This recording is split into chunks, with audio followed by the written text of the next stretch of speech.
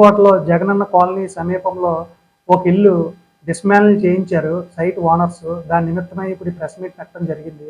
వాళ్ళకి క్లియర్గా 1979లో registered document ఉంది, దాన్ని లేదు అని చెప్పి కొంతమంది అపోహ క్రియేట్ చేస్తున్నారు. రిజిస్టర్డ్ డాక్యుమెంట్ అనేది ఎవరు క్రియేట్ చేయలేదు, దాని తాలూకు కాపీ ఇది. కరెక్ట్ దీన్ని వెరిఫై చేసి మీడియా వారు అందరికీ సబ్మిట్ చేయండి. దీని నిమిత్తం మల్ల బుల్లిబాబు ల్యాండ్ను కబ్జా చేయడానికి ప్రయత్నాలు చేసినప్పుడు వీళ్ళు హైకోర్టుకి వెళ్ళి స్టేటస్కో ఆర్డర్ తెచ్చారు. అది 9629/2020 ఆర్డర్ నెంబర్. ఆన్లైన్లో ఎవరు చెక్ చేసినా తెలిసిపోయింది. దాని తాలూకు ఆర్డర్ తాలూకు కాపీ. దీన్ని కూడా అందరూ చెక్ చేయండి. దీని గురించి కూడా చెప్పడం జరిగింది. తర్వాత రెవెన్యూ వాళ్ళు వీళ్ళు ఇలాగా డిపెండ్ చేస్తారు ప్రాపర్టీని అని తెలియక లేఅవుట్ వేసినప్పుడు లేఅవుట్లో నార్త్ బౌండరీ వేయకొండమని చెప్పి ఆల్రెడీ ఆలే అఫీషియల్గా ఇవ్వడం జరిగింది. దీన్ని మనం ఆర్టీ యాక్ట్ ద్వారా 2022 సంవత్సరంలో ఆర్టీ యాక్ట్ ద్వారా అఫీషియల్గా తీసుకున్న కాపీ. దీన్ని కూడా ఇప్పుడు ఎవరు ఏం మ్యానిపులేట్ చేయడానికి కుదరదు. నెక్స్ట్ ఆర్టీ యాక్ట్ ద్వారా మనం ఎంఆర్ఓ ఆఫీస్కి ఆర్డీఓ ఆఫీస్కి ఆర్టీ యాక్ట్లో పెడితే అందులో ఈ పూర్తిగా ఈ సోకాల్డ్ సైట్లో ఏ విధమైన కన్స్ట్రక్షన్ చేయడానికి అవ్వదు, కోర్టులో తేలి వరకు స్టేటస్ కోలో ఉంది. ఇందులో కట్టిన 20 పట్టాలని క్యాన్సిల్ చేసి వేరే సబ్స్టిట్యూట్ చేయడం జరుగుతుంది. ఇందులో ఏ విధమైన కన్స్ట్రక్షన్లు కట్టిన ఎడల వాటిని కంప్లీట్గా డిస్మాంటిల్ చేసి ల్యాండ్ యాజ్ ఇట్ ఈస్గా ఉంచామని హెచ్చరిక బోర్డులు పెట్టడము, ఆల్రెడీ పునాదులు కడితే తీయటం కూడా జరిగింది.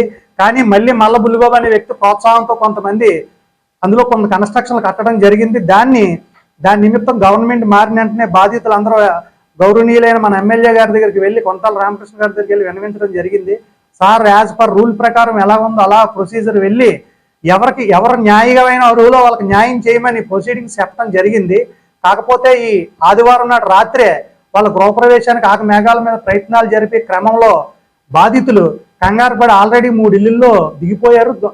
అన్న ఇల్లీగల్ కన్స్ట్రక్షన్స్ 3 ఆల్రెడీ ఆక్యుపేషన్ జరిగిపోయాయి, 4వది కూడా జరిగిపోతే మేము అన్యాయం అయిపోతాం ఒక ఆవేశంలో వాళ్ళు ఇల్లు పడగొట్టడం జరిగింది. దీన్ని రామకృష్ణ గారు ప్రోద్బలంతో చేశారు, వేగి పవన్ ప్రోద్బలంతో చేశారని చెప్పి అందరినీ మాట్లాడడం అనేది సబబు కాదు.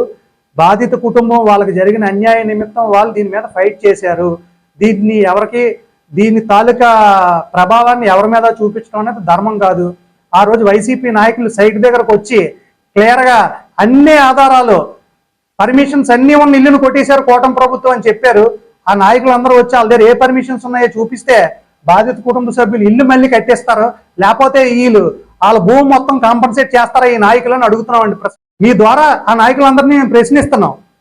రామకృష్ణ గారికి ఒక్క మచ్చ లేదండి ఈ రోజు వరకు. ఎన్నాళ్ళు ఆయన రాజకీయ జీవితంలో ఎక్కడ ఒక డాట్ ఎరగని నాయకుడు, ఆయన మీద కూడా డాట్ వేయడానికి ప్రయత్నిస్తున్నారంటే ఇంతకన్నా నీచమేముంటదండి. ఇది మేము మీ ద్వారా ప్రతిపక్ష నాయకుల్ని కబ్జా చేసిన వాళ్ళని అందరినీ ప్రశ్నిస్తున్నామండి. ఎవరికైనా రైట్ ఉంటే వాళ్ళకున్న అథారిటీని తీసుకొచ్చి చూపిస్తే సరెండర్ అవుతారండి అందరూ. ఇక్కడ ఇది ప్రెస్ మీట్ గా అందరి మధ్య మేము పబ్లిక్ గా ఇస్తున్న ఛాలెంజ్. దీనికి చేతనైతే ఆన్సర్ మాకు ప్రెస్ మీట్ గా చెప్పినా పర్వాలేదు, డిబేట్ కి ఆర్డీఓ ఆఫీస్ కైనా పర్లేదు, ఎంఆర్ఓ ఆఫీస్ కన్నా పర్లేదు, పోలీస్ స్టేషన్ కన్నా పర్లేదు, మేము వస్తాము. వాళ్ళ పేపర్లు పట్టుకొని రమ్మనండి. రెవెన్యూ అధికారులు కానీ, పోలీసు వారు కానీ, పంచాయతీ వారు కానీ ఎవరో కూడా బాధితులకి ఈ రోజు వరకు న్యాయం చేయలేదు.